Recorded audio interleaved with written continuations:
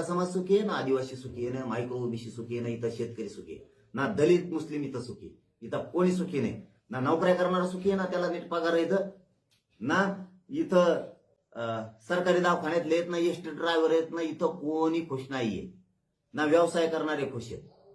इथं वर्षाचं उत्पन्न होत नाही. शेतीत एवढं नुसतं स्मार्ट मीटर बसले पडूच नाही, त्याचं बिल यायला लागलंय. ना इथं अनुदान मिळतंय, ना इथं पीक विम्याच्या पैशात, ना शेतीमाला. इथं कोणी खुश नाही. आम्ही तुम्हाला नीट करू शकतो आणि करणार. पाटील, एक शेवटचा प्रश्न आहे. 3 वर्षाच्या आंदोलनात ज्या लोकांनी तुम्हाला विरोध केला ते लोक पुन्हा मावळ होत आहेत, तुमची बाजू घेत आहेत. म्हणजे काय जादूची कांडी? जादूची कांडी नाही. मी प्रामाणिक समाजासाठी करतोय. हे माझ्या समाजाला मान्य. मी समाजाच्या लेकराचं हित सोडून काम करत नाही.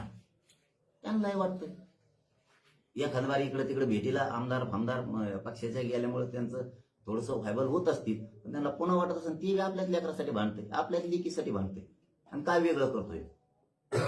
समाजाच्या लेकीबाळीच्या कल्याणासाठी काम करतोय, सुखा समाधानासाठी त्यांच्या लेकरा बाळाच्या समाजाचं काम करतोय.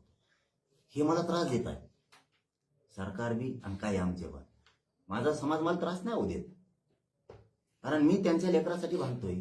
ते मला कसं का उघड पडू देते? हो, तुम्ही बघा आता 29 ऑगस्टच्या नंतर रोज मराठीत 29 ऑगस्ट, 30 ऑगस्ट, 31, 1, 2, 3, 4, 5, 15, 20 पोत जवळच्या वेळ तवर मराठी अंतरवली. लय झालं तर 1-2 दिवसांनी टप्पे पाडणार आहेत. आता हे सांगायचं नव्हतं, पण टप्पे पाडणार आहेत. याचा शेवट कसा? सगळ्या मागण्याची अंमलबजावणी जागेवर करणे, त्याशिवाय शेवट नाही. नसता मस्ती उतरणार म्हणजे उतरेल. सरकारच्या डोक्यातली मस्ती बाहेर काढतो. याला धरजवळ ते आंदोलन बसव, याला बोलायला लाव.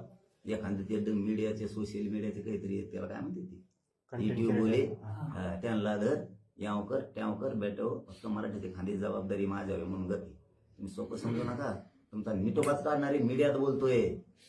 तुम्ही जी मजा घेतली ना 2-3 वर्षे, एकाला पण सोडणार नाही, एकाला सुद्धा. कारण तुमच्या मी मध्यात नव्हतो, कशात नव्हतो. तुम्हाला विनाकारण मराठ्यांचा गरीबाचं चांगलं काम करतोय मी.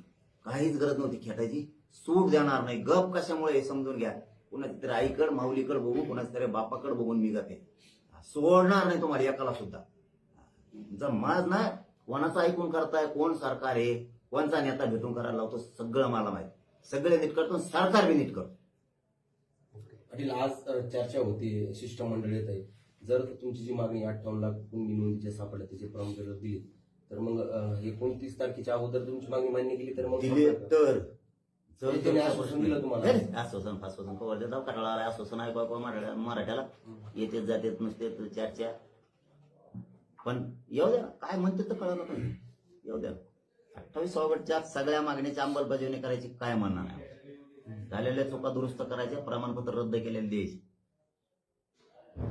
तुम्ही चर्चेला किती या. आता आम्ही अंतिम लढा पुकारला. आता तो आश्वासनावर सकारात्मक चर्चेवर सुटत नसतो. आणि सरकारचा शिष्टमंडळाचा तो गैरसमाजी, मी तेच सांगितलं मग सुद्धा, आता पण ते सांगतो की गैरसमाजाच्या बाहेर या. तुम्हाला मी सुट्टी देऊ शकत नाही. माझ्यासाठी माझ्या समाजाचे लेकरं महत्वाचे. तुम्ही सरकार, आमदार, मंत्री माझ्यासाठी महत्वाचे नाहीत. आणि तुम्हाला मी गिनिणार बी नाही. मी समाज माझ्यासाठी महत्वाचा आहे. हे मराठ्यांना पण कळालं. आपल्यासाठी आपले लेकरं, आपली जात महत्वाची आहे. ज्या पक्षाला, ज्या नेत्याला आपण मोठं केलं ते आपल्या लेकरा बाळाचं वाटोळं करायला निघालंय. मराठी पण खडबडून जागे झाले. आणि जरांगे पाटील आपल्या लेकरासाठी भांडतोय. आपण काय पक्षासाठी नेत्याच्या बाजूने भांडायचं का? आपण सुद्धा आपल्या जातीच्या लेकराच्याच बाजूने भांडायचं. जरांगे पाटला कोणच उभारायचं? हे जेवढे पक्ष 10-12 त्यातले सगळे मराठी सावध झाले. आणि का सावध होऊ नये? तुमच्या लेकरासाठी जर मी भांडतोय तर तुम्ही काय पक्षाच्या नेत्याच्या बाजूने बोलतात काय? केव्हा कल्याण होईल? पक्ष आणि नेता आणि नेत्याचे पोरं मोठे होतील, आपले भिकायला लागतील ना. मराठी खडबडून जागे झालेत. आणि अंतिम पुकार आहे, अंतिम लढाई. या लढाईत मराठी 100% जिंकणार नाही तर मी उपोषण करून मरणार.